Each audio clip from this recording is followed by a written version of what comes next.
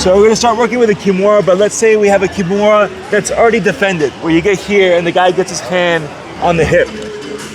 Whenever they get here, it's a harder fight to finish this Kimura, right? Because you're not gonna be able to crank it like you normally would want to, okay? So what we're gonna do instead, I'm gonna come over the top, bring him to the side, and then get here for the finish, right? So it doesn't matter how you got the Kimura, you ended up here. He's grabbing his hips or his shorts, his belt. It's gonna prevent you from getting an easy finish.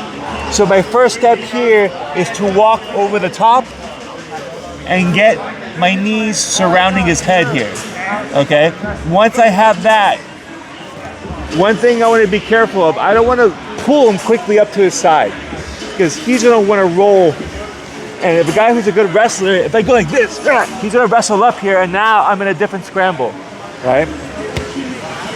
So I have to be mindful of that.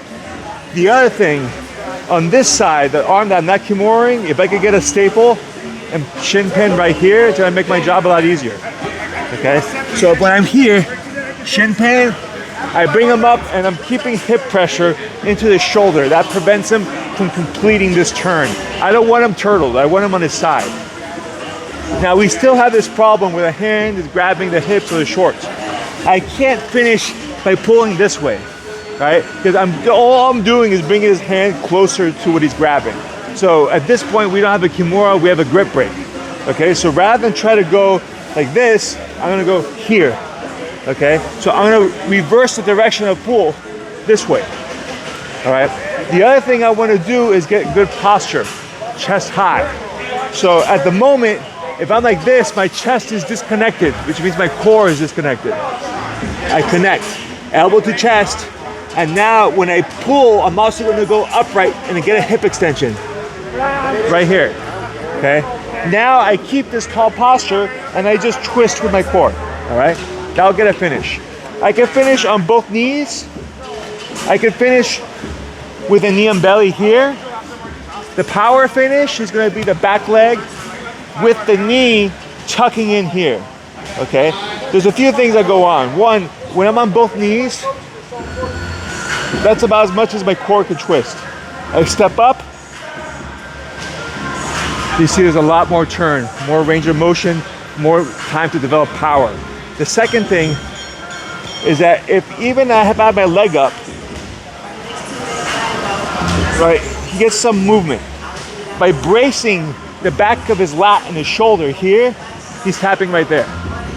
Because I'm preventing his shoulder from moving and taking away some of the rotation from him, okay? So this is the most powerful finish here. Okay, but you have to make sure everything's tight. If I create a big gap like this, that's just giving him room to slide over to this side and turtle, right? He can go ahead, like if you slide towards my other foot. So like shimmy yourself this way. Yeah, and now you can turn, yep. And you'll get into those type of scrambles. Like I said, like his incentive is a lot stronger than yours. You're trying to win a fight, he's trying not to get his shoulder broken. Right, so he's gonna start doing all sorts of crazy stuff. So if you give him too much space, he's gonna find a way out, okay? So one last time, I have a Kimura, he already is pretty well defended. Go towards the north-south, surround the head, staple the far leg here, slowly bring it up to his side with some good hip pressure on the shoulder, okay? Grip, break the grip, stay tall. This is another thing, a lot of people do this.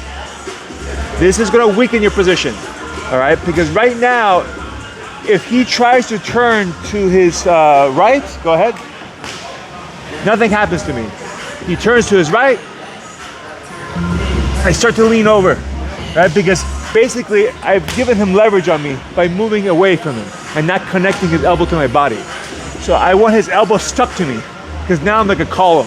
He's not gonna turn me anywhere, okay? And I'm staying tight here so I can score my finish. Like I said, I could do it on both knees, I could step up with his knee and belly.